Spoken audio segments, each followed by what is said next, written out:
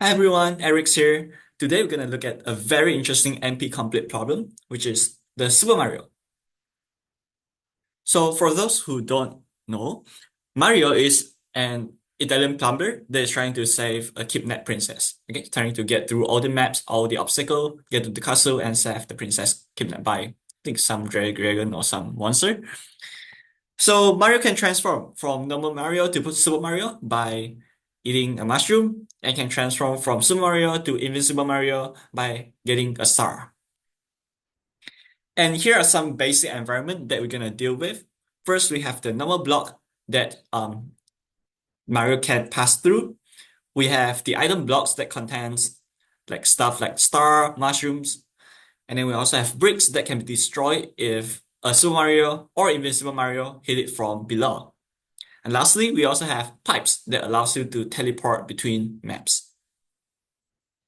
So on top of the basic environment, I also kind of want to introduce this switch to kind of simplify the problem. Okay, so in this problem, we're going to allow the use of palette switches, which when hit, it will turn the solid blocks of the same color into transparent blocks. So for example, in the first diagram over here, you can see that Mario is stuck because it can't get through the blocks.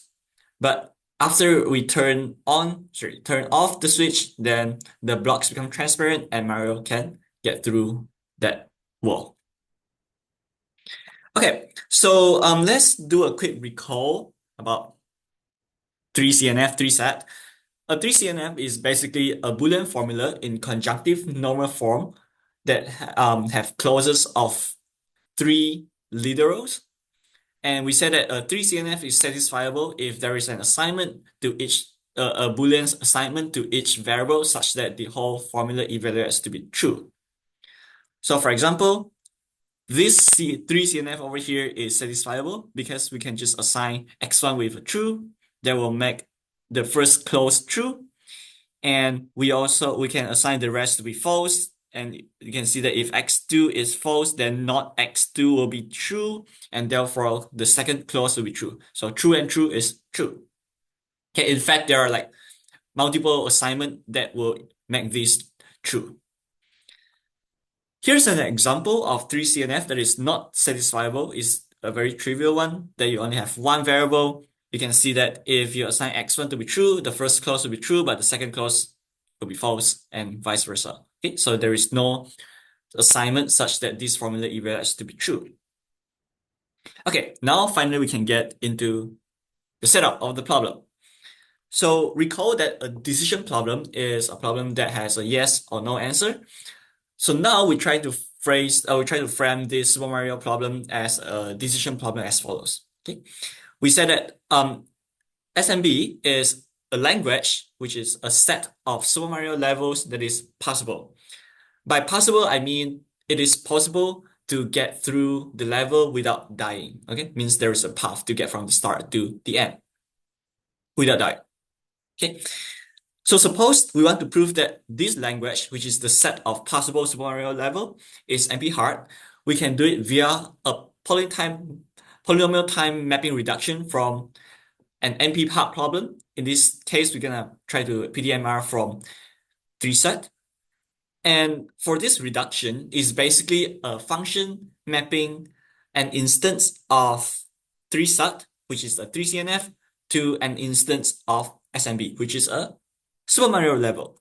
So in other words, we're trying to create a Super Mario level based on the 3CNF. Okay? And ultimately, we want to come up with the algorithm that does that mapping such that the level is possible if and only if the 3CNF is satisfiable. So that's like basically the general goal. Okay. So yeah, oh yeah, here are some instances of SMB that is not possible. So for example, over here, you can see that you only have small little cute normal Mario, and you have 10 like fire bars over here. So it is impossible to get through it without dying. Therefore, it is not possible. Whereas this, assume that this item block contains a star, then you can turn into Invisible Mario and get through the fire bar, and therefore this level is possible. Okay, so every time we try to reduce from 3sat or just like the ordinary sat, we often create this thing called gadgets for each variable and for each clause. Okay, so in 3sat, in this PTMR, a gadget will be a part of a level. So for simplicity, I think in my demo, I put each part or each gadget as a map. Okay, and then we use pipes to traverse across. So we have the same 3CNF that we saw just now, and we know that this is satisfiable. Okay. First we have the variable gadget. So you can see over here we have like for each variable gadget we kind of have this true or false wires. Okay, let me show you how it looks like. Okay.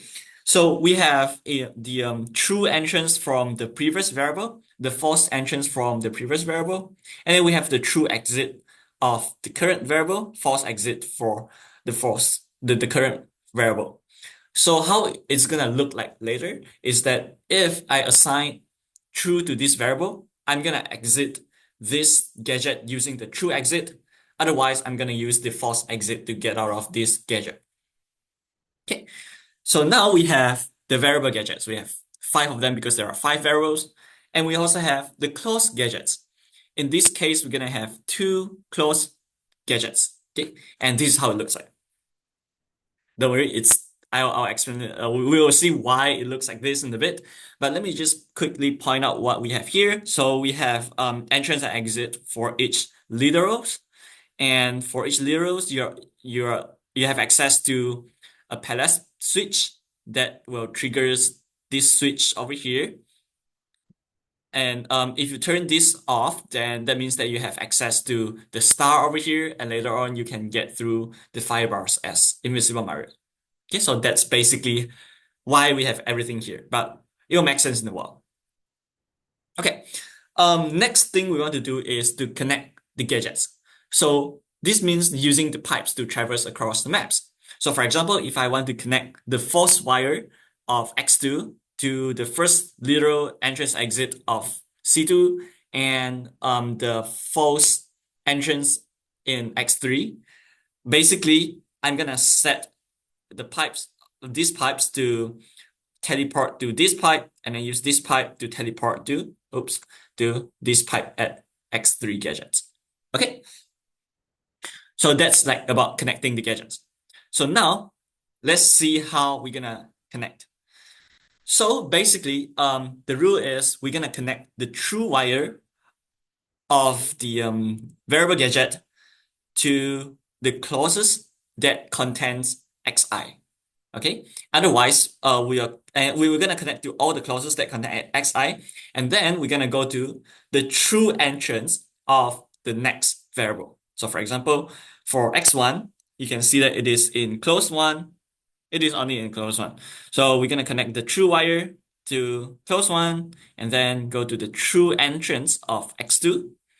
And then for false, you can see that it doesn't exist, like not x1, it doesn't appear in any of the clause. So I will just connect it directly to the false entrance of x2. Okay, and I'm gonna do that for all the variables, x2, x3, x4, x5. Okay, and okay, I put a TBD here, and we will see what to do with that after that, later on. Okay, so now, so far, what happened if phi is in 3sat, which means what happened if phi is satisfiable by our construction? So the key observation is that Mario will only get to each variable gadget once. Why is that the case? Because each variable can have only one assignment. So you can't assign both true and false to a variable. And this corresponds to the exit. And you can see that from our construction, once you leave a variable gadget, there's no way for you to go back to get that variable gadget. So you can only make decision once, which correspond to the assignment to that variable. So if there is a satisfiable assignment, which means that there is a path for Mario starting at the X1 gadget, going through all the gadgets containing either X1 or not X1, depending on whether you assign it with a true or false, and then go to X2, and then go through all the clause gadgets containing some version of X2, then the same thing for X3, X4, and finally to X5, going through all the gadgets containing some version of X5. And now we want to see how do we make sure that every clause has at least one true literal so that phi is satisfiable. And the hint is trying to make use of the star and firebars. So remember, like in each literal entrance exit, you have access to a button that allows you to get a star later on when you revisit the clause gadget from the left entrance. Now's the time for it. Okay. So here's a quick reminder of how the close gadget look like. So now we're gonna try to enter through the left entrance, get the star, jump down, get through the fire bars, and then exit through the right exit, right? So okay, this should comes from the TBD from just now.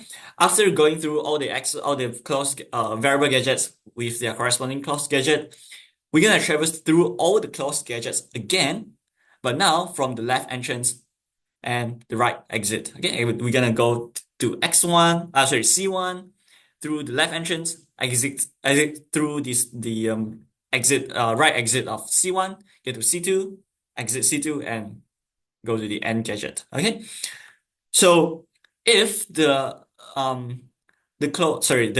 the 3CNF was satisfiable, which means that there is at least one time that we get to one of these entrance that we had a chance to turn off the switch, which means that when we return to this closed gadget using the left entrance, we can get a star and then get through the fire bars. So we can get past this closed gadget. Otherwise, if we have never visited this closed gadget using any of the bottom entrance before, which means that none of the literals are true, then we will be stuck here and we can't get through the fire bars. And therefore, the closed gadget this part is not possible. Okay.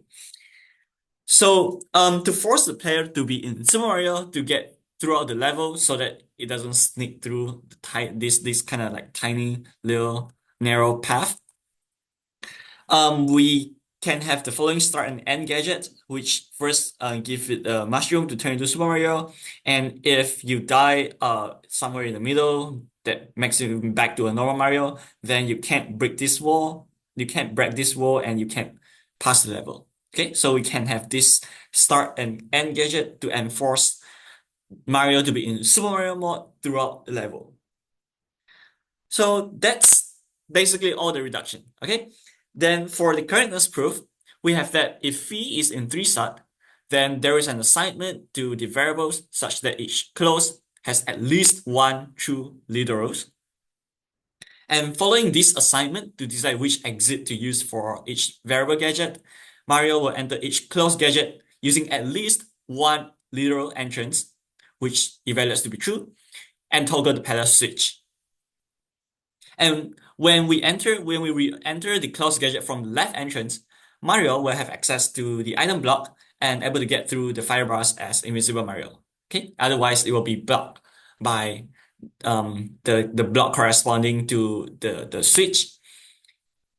And then this means that the level is possible because you are able to pass through all the closed gadgets. And this means that f of phi is in SMB, and therefore we have phi in 3SAT if and only if f of phi is in SMB. And hence we conclude that this is a correct reduction, polytime reduction from phi from 3SAT to SMB. Okay, so here's a little wrap up. We are done with the core part of the proof, which is how we do the reduction. And it is remained to show that it runs in polynomial time. With this, then we can conclude that SMB is NP hard. And further, if we can give an efficient verifier to SMB, then we can prove that it is in NP. So altogether, putting if a language is in NP hard and in NP, we can conclude that it is NP complete. So if you're interested, here's the original Babel. They didn't use palace switches, they didn't use pipes, they used one more gadget, which they call crossover gadgets, if you're interested. And if you want to make your own SMB level, here's a very cool tool for you to check out. All right. So that's all for the presentation. Let's do a quick demo. So here's the Super Mario level that I created corresponding to the 3CNF that we saw just now, X1 or X3 or not X4 and not X2 or X3 or not X5. So if you remember, one satisfiable assignment is you assign true to X1 and you assign false to the rest of them. Okay, let's see how it looks. So, okay, we're gonna have Mario. So remember to get the mushroom over here so that you can break the wall at the end gadget. And now we get into X1, the variable gadget of X1. So if we assign it with a true, we're gonna use the true exit. Okay. So we're gonna get to close one. This should be the close gadget for C1. And I'm gonna turn the switch off and go to X2. Okay. And then I am assigning it with false, so I use the false exit. Get to this, I believe is a close gadget for C2. I'm gonna turn the switch off and then go to X3 and I don't think this will get me directly to X4 because I don't think I have not X3 in any of the close. Similarly, I'm gonna go using the false exit. Okay, this time I'll be careful not to retoggle it again so that I have access to the item block later. And similarly for 5, I'm gonna use the false gadget and remember not to retoggle again. And now I entered C1 using the left entrance and I can get the star, and get through the fibers. And similarly, I can get another star. Okay, and then I can get through the fire bars again. And because I'm still in Super Mario mode, I can break the bricks and win the level. Okay, right. So yeah, that's all for today. Thanks for watching, and I hope you enjoy Super Mario.